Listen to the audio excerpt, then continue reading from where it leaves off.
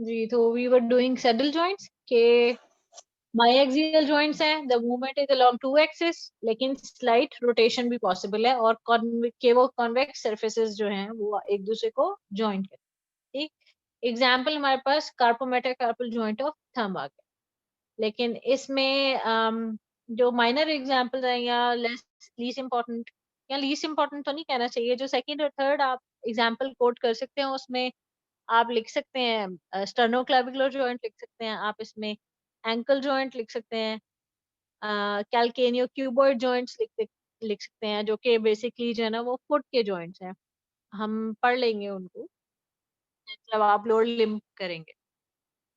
Right, कंडाइलर joint की, या simple जिसे हम कंडाइलर जॉइंट कहते हैं, एलिप्सॉइड तो हमने तब कहा था कि जब इलिप्टिकल सरफेसेस है, ठीक है, और सैडल हमने तब कह दिया कि जब थोड़ी सी मॉडिफिकेशन होगी। सिंपल कंडाइलर जॉइंट्स कौन से हैं, या जिन्हें हम कॉन्डिलॉइड जॉइंट कौन से कहते हैं, जिनमें एक जो कॉन्वेक्स पार्ट है जिसको हम कंडाइल कहेंगे, that is fitting on a concave surface, ठीक है। तो नी जॉइंट पे there are two condyles, these condyles are present together, ठीक है, और जो कनकेव सरफेसेस हैं वो भी दोनों they are present together.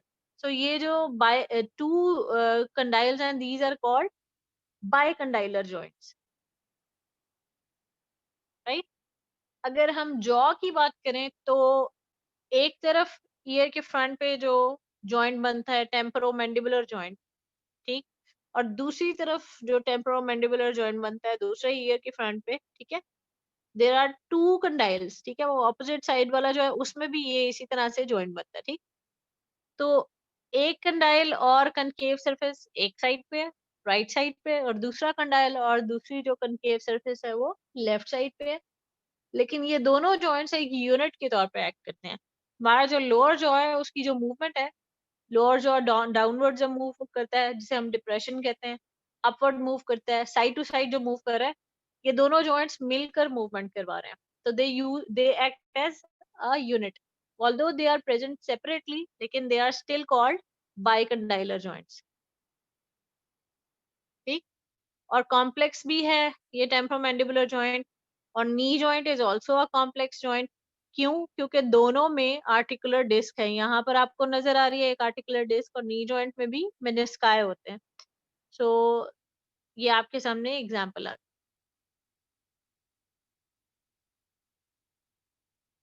Right.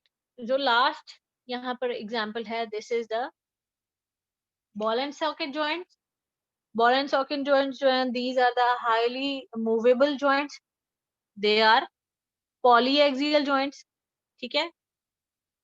Structure क्या होता है इसका कि one articular surface which is shape like a ball fits into a concavity. तो एक सॉकेट के अंदर, एक कनकेव स्ट्रक्चर के अंदर एक जो बॉल स्ट्रक्चर है वो आके फिट हो जाता है। अब वो बॉल की शेप जो है वो, अगर हम शोल्डर जॉइंट की बात करें तो it's less than half a sphere, लेकिन अगर आप हिप जॉइंट की बात करें it is more than two third of a sphere. Hip joint और शोल्डर जॉइंट इसकी एग्जांपल आते हैं। मल्टी एक्सियल है, इसमें ट्रांसवर्स एक्सिस भी है, लॉन्गिट्यूडनल एक्सिस भी है, और एंट्रोपोस्टीरियर एक्सिस भी है। इसका मतलब है कि फ्लेक्शन वाली मूवमेंट भी हो सकती है, एक्सटेंशन भी हो सकती है, एबडक्शन एडक्शन भी हो सकती है, रोटेशन भी हो सकती है, ठीक है। मीडियल एंड लैटरल रोटेशन भी, या इनवर्ड और आउटवर्ड रोटेशन जिसे हम कहते हैं वो भी हो सकती है। और साथ ही जो पहली चार मूवमेंट का कॉम्बिनेशन है, flexion extension abduction and adduction का कॉम्बिनेशन, जिसे हम सर्कमडक्शन कहते हैं, वो मूवमेंट भी हो सकती है। तो जितनी पॉसिबल मूवमेंट्स है वो सारी हो रही है, तो इनको हम कहते हैं मल्टी एक्सियल जॉइंट्स या पॉली एक्सियल जॉइंट्स। तो ये समराइज कर दें, ठीक है। फर्स्ट हमने कहा था according to form simple joints जिनमें just two articulating surfaces are joining together, compound जिनमें more than two articulating surfaces are joining, complex जब साइनोवियल जॉइंट में आर्टिकुलर डिस्क आ जाए, अकॉर्डिंग टू एक्सिस जो रोटेट नहीं करते, जस्ट जो ग्लाइड करते हैं जॉइंट्स, उनको हम प्लेन जॉइंट्स कह देते हैं, ठीक है। और जो रोटेट कर सकते हैं जिनके पार्ट्स, उनको हम 3 कैटेगरीज में लेते हैं, uni axial, bi axial and multi axial. और फिर आगे आपको यूनी एक्सियल की एग्जांपल्स मिल रही हैं, हिंज, पिवट है। फिर आगे आपको बाई एक्सियल की मिल रही है, condylar joints, ellipsoid and saddle joints. और फिर मल्टी एक्सियल में बॉल एंड सॉकेट जॉइंट्स आ गए। So these are the 3 important categories of classification of synovial joints.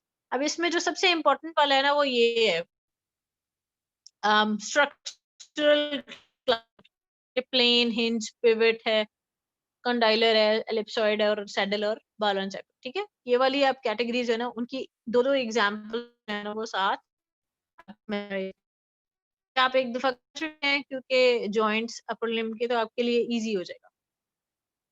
Last जो हमारे पास चीज है वो ये है कि ये भी शोल्डर जॉइंट के साथ आपने थोड़ी सी डिटेल इसकी पढ़ी है कि what are the factors which are important for stability of a synovial joint। ठीक, so shape of the articular surfaces are important। Hinge joint में अगर आप आर्टिकुलर सर्फेसिस की शेप देखें तो आपको पता चलता है कि फ्लेक्शन और एक्सटेंशन हो रही है, लेकिन लिमिटेड है। ठीक है, जो एजेस हैं हिंज के जो एज हैं वो उसको अपनी लिमिट क्रॉस नहीं करने देते। ठीक है, सो मूवमेंट्स यहाँ पे लिमिटेड होगी, लेकिन जॉइंट बहुत ज्यादा। अगर आप शोल्डर जॉइंट की बात करें तो आर्टिकुलेटिंग सर्फेसिस का हमने कहा था कि शैलो कैविटी है, ग्लिनोइड कैविटी, और जो ह्यूमरस का हेड है वो उसमें बहुत ज्यादा अच्छी तरह से फिट नहीं होता। तो इसका मतलब है कि मूवमेंट की रेंज बहुत ज्यादा बढ़ी है, लेकिन तो मूवमेंट ज्यादा होगी, लेकिन जो रिस्क है ऑफ डिसलोकेशन वो भी ज्यादा हो गया। तो जितना आर्टिकुलेटिंग सर्फेसिस जो ना, ये this is according to the shape of articulating surfaces. ठीक है, यहाँ पे लिखा है जी, ball and socket shape of hip joint is a good example of importance of bone shape to maintain joint stability। अब हिप जॉइंट में थोड़ा सा डिफरेंस है कि बॉल जो है उसका डायम मतलब शेप जो है is more then 2/3 of a sphere. ठीक है, ह्यूमरस की तरह नहीं है, मतलब हाफ स्फीयर नहीं है। उसके बाद जो एस्टेबुलम कैविटी है वो डीप कैविटी है, तो वो जो बॉल है वो प्रॉपरली उसके अंदर फिट हो जाता है, और उसके अलावा फिर लिगामेंट्स भी आ जाते हैं। तो आर्टिकुलेटिंग जो सर्फेसिस है उनकी शेप बहुत इंपॉर्टेंट है। अगर रेंज ऑफ मूवमेंट बढ़ानी है तो थोड़ा सा रिस्की हो जाता है, और अगर स्टेबिलिटी लानी है तो आर्टिकुलेटिंग शेप जो है ना वो इस तरह की हो कि जो एक दूसरे के बिल्कुल प्रॉपरली फिट कर दे, लेकिन वहां पर फिर जो मूवमेंट्स की रेंज है वो कम हो जाती है।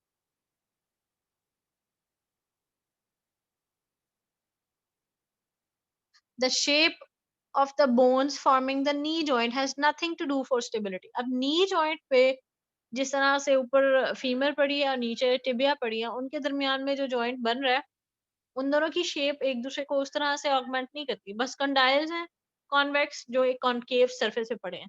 तो यहाँ पर बहुत सारे लिगामेंट्स की जरूरत है, बहुत सारा मसल्स की सपोर्ट की जरूरत है स्टेबिलिटी के लिए। जो शेप ऑफ आर्टिकुलेटिंग सरफेस है वो इतना ज्यादा हेल्प नहीं कर रही। ओके, सेकेंड बात क्या की थी, स्ट्रेंथ ऑफ लिगामेंट्स। लिगामेंट्स क्या करते हैं, वो एक्स्ट्रा मूवमेंट्स को प्रिवेंट करते हैं। फ्लेक्शन एक्सटेंशन एल्बो जॉइंट पे हो रही है, ठीक है, लेकिन वहां पर जो कोलैटरल लिगामेंट्स है जो आप ऑलरेडी पढ़ चुके हैं कि वो साइड टू साइड मूवमेंट्स को प्रिवेंट कर रहे हैं। उसी तरह यहाँ हिप जॉइंट जो है वो आपको एग्जांपल दिखाई हुई है कि हिप जॉइंट के अंदर ये जो लिगामेंट्स हैं, these ligaments these are in the front and on the posterior aspect. ये 3 लिगामेंट्स है जो हिप जॉइंट को कवर कर रहे हैं, 3 वेरी स्ट्रॉन्ग लिगामेंट्स।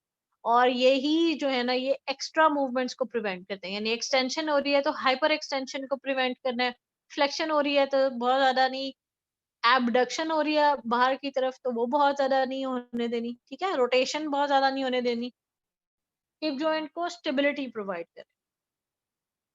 इसके बाद आप रोटेटर कफ भी पढ़ चुके हैं, ठीक है, कि tone of the muscle is very important. Rotator cuff कौन से हैं, यहाँ पर सुप्रास्पाइनेटस, इंफ्रास्पाइनेटस, ठीक है, सबस्कैपुलरिस है और टीरीज माइनर।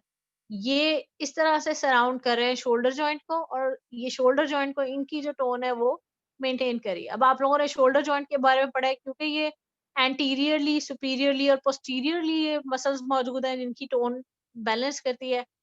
तो जो शोल्डर जॉइंट है उसमें जो डिसलोकेशन है वो इंफीरियरली ज्यादा पॉसिबल है, बाकी डायरेक्शन में रोटेटर कफ की वजह से पॉसिबल नहीं है। तो इसका मतलब है कि जो सराउंडिंग मसल्स हैं they are very important factor for controlling the stability of the joint. तो यहाँ पर शॉर्ट मसल्स की हमने एग्जांपल कर ली। इसी तरह हिप जॉइंट के अराउंड भी शॉर्ट मसल्स का एक ग्रुप है जो कि उसको इसी तरह से सराउंड कर रहा है। लेकिन यहाँ पर एक वीक पॉइंट है, और ये वीक पॉइंट इसलिए है क्योंकि हम लोगों ने नेचर ने जो इसमें मूवमेंट की रेंज रखी है उसको भी बैलेंस करना है। ठीक है, तो थोड़ा सा जो रिस्क होता है वो मूवमेंट की रेंज बढ़ाने के लिए नेचर ने इसमें शोल्डर जॉइंट में और हिप जॉइंट में लिया हुआ। अच्छा जी, what is the blood supply of synovial joints? आप लोग अभी पढ़ चुके हैं एनास्टोमोसिस अराउंड एल्बो जॉइंट। उसी तरह से हर जॉइंट के जो है ना वो उस जॉइंट के एंटीरियर और पोस्टीरियर कंपार्टमेंट में से जो ब्लड वेसल्स पास कर रही होती हैं they make an arterial circle, जिसको हम कहते हैं part peri articular arterial plexus. Hmm, तो ये जो एक एनास्टोमोसिस का एक कॉम्प्लेक्स बनता है, this is going to supply all the structures related to synovial joint.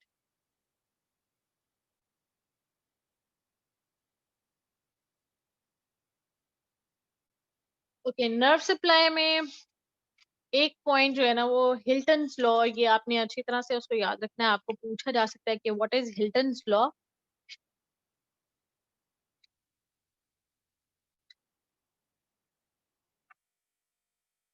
Hilton law क्या कहता है कि जी के the motor nerve to a muscle gives a branch of supply to the joint which that muscle is going to move। इसका क्या मतलब है कि एक मसल जो किसी जॉइंट को क्रॉस कर रहा है और उस जॉइंट पे मूवमेंट कर रहा है, उसी की जो नर्व है वो उस मसल को सप्लाई करने के साथ साथ उस जॉइंट को भी सप्लाई करे। फॉर एग्जाम्पल, एल्बो जॉइंट का आपने पढ़ा है कि flexion is produced by brachialis and bicep brachii, extension is produced by tricep brachii. तो बाइसेप और ब्रेकियालिस की जो नर्व है विच इज मस्कुलोक्यूटेनियस नर्व, वो एंटीरियरली आर्टिकुलर ब्रांचेस दे रही है जो कि एल्बो जॉइंट को सप्लाई करेंगे। फिर एक्सटेंशन के लिए जो ट्राइसेप है उसकी जो सप्लाई कर रही है रेडियल नर्व, वो भी एल्बो जॉइंट को कुछ ब्रांचेस देगी पोस्टीरियर कंपार्टमेंट की तरफ से। ठीक है, तो इसका मतलब है कि जितनी नर्व्स सराउंडिंग में मौजूद हैं और उस जॉइंट के ऊपर जो मसल्स हैं जिनको मूवमेंट करानी है, जिन्होंने उनको सप्लाई कर रही है, वो इस जॉइंट को भी सप्लाई करेंगी और उसके ऊपर जो स्किन है और एसोसिएटेड स्ट्रक्चर्स हैं उनको भी सप्लाई करेंगी। So this is the Hilton's law of nerve supply of a joint. ये आपकी बुक में डेफिनेशन लिखी हुई है, आपने ये डेफिनेशन याद करनी।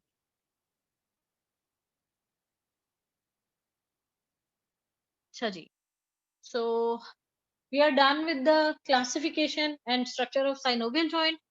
ये थोड़ी सी टर्म्स है, इनके बारे में जो है ना वो आप ऐसा ऐसा ऐसा ऐसा जो है ना वो डिटेल में ग्रॉस एनाटमी में पढ़ेंगे। लेकिन फिलहाल what is the clinical anatomy related to joints, इनमें एक टर्म आ जाती है डिसलोकेशन, कि जब आर्टिकुलेटिंग सर्फेसिस जो है ना वो जॉइंट के स्ट्रक्चरल रेंज से बाहर हो जाती हैं, सेपरेट हो जाती हैं एक दूसरे से, तो उसको हम डिसलोकेशन कहते हैं। लेकिन एल्बो जॉइंट में, सुपीरियर रेडियल जॉइंट में आपने एक और टर्म पढ़ी है जिसको हम कहते हैं सबलक्सेशन।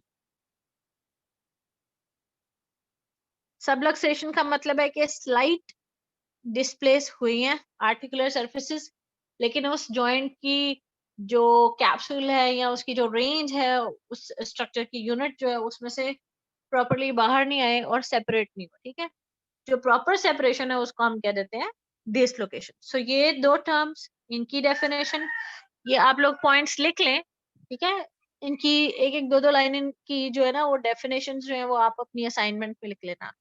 डिसलोकेशन नंबर 1 हो गया। Number 2 is subluxation. Number 3 is sprain. Sprain क्या होता है कि जिसमें there is pressure, damage or tear to a ligament surrounding a joint.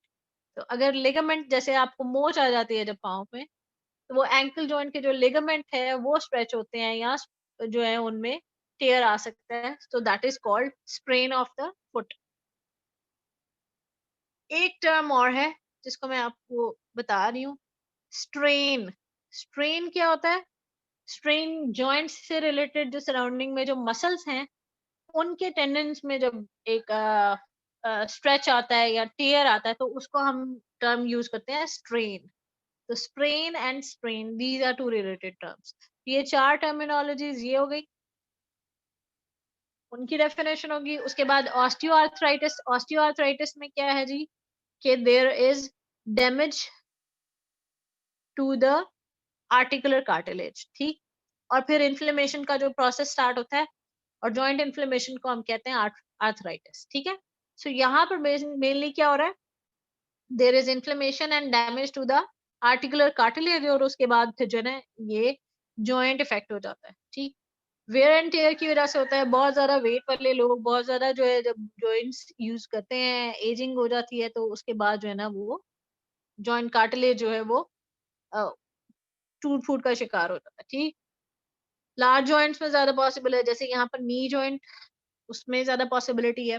Old people में इफेक्ट करता है, लेकिन जॉइंट स्वेलिंग नहीं होती क्योंकि कार्टिलेज डैमेज हो रहा है, लेकिन स्वेलिंग बहुत ज्यादा नहीं हो रही क्योंकि अभी बाकी जो स्ट्रक्चर्स हैं जिन्होंने फ्लूइड प्रोड्यूस करना है उनकी इन्फ्लेमेशन नहीं।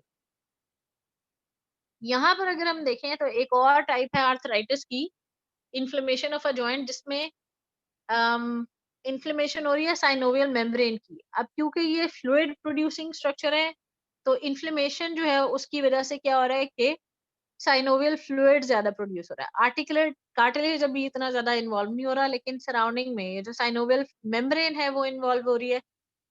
स्मॉल जॉइंट्स में ज्यादा होता है और किसी भी एज ग्रुप में हो सकता है। ज्यादातर इम्यून सिस्टम से रिलेटेड होते हैं, ठीक है।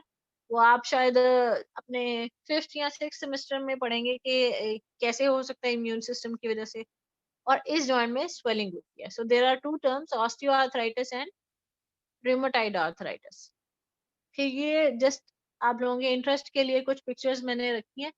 आप लोगों ने सुना होगा कि नी रिप्लेसमेंट या हिप रिप्लेसमेंट सर्जरीज जो होती हैं, तो उसमें अगर आप ये देखें कि इसको हम कहते हैं प्रोस्थेसिस।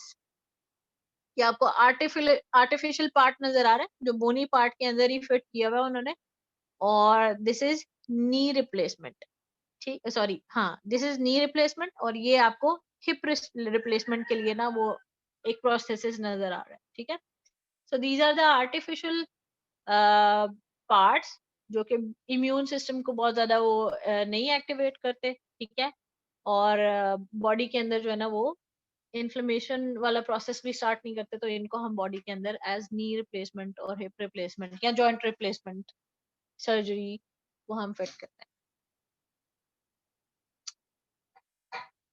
समराइज मैं वैसे बहुत ज्यादा डिटेल में पहले भी कर चुकी हूँ, इसलिए अभी मैं आपको समरी नहीं दिखाऊंगी।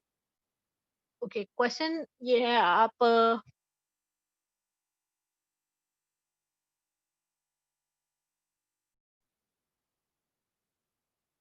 ठीक, तो in this question option 4 is correct कि द मूवमेंट इज फ्री। पहला पॉइंट क्यों गलत है कि जो फाइब्रोकार्टिलेज से ज्वाइन करती हैं articular surfaces, they are basically called secondary cartilaginous joint or symphysis. Synovial membrane is highly vascular or stability of joint is related to muscle tone. Now question number 2 है, the elbow joint is a fibrous joint, is a secondary cartilaginous joint, allows only flexion and extension, is a synovial pivotal joint. इनमें से कौन सा option ठीक लग रहा है आपको?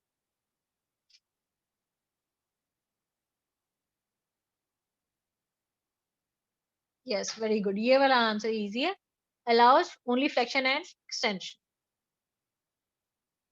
ओके, यहाँ पर आंसर्स के साथ ही मैं आपको बता रही हूँ, which of the following joint is a hinge synovial joint.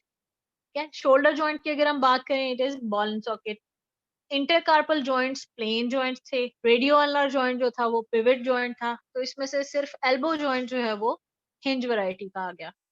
फिर आगे है जी, synovial joints are characterized by all of the following except. तो क्या कैरेक्टरिस्टिक है जो इनकरेक्ट है? The articulating bones are covered by elastic cartilage, this is incorrect क्योंकि वहां पर हाईलाइन कार्टिलेज होता है। बाकी सारे ऑप्शन ठीक है, has a articular cavity, covered by fibrous capsule, classified according to axes of movement, these are all correct. Next question is which of the following is a fibrous joint? इसमें elbow joint भी synovial है, ankle भी, intervertebral disc जो है this is an example of secondary cartilaginous joint. तो जो fibrous joint है उसमें सिर्फ स्कल सूचर्स आते हैं। ठीक, ये मैंने आपको कुछ पैटर्न्स दिखा दिए कि क्वेश्चंस जो है वो मल्टीपल चॉइस क्वेश्चंस वो किस तरह से पूछे जाते हैं। ठीक है, जॉइंट मूवमेंट्स की डिटेल आप कर चुके हैं ऑलरेडी। ठीक है, so we come to an and.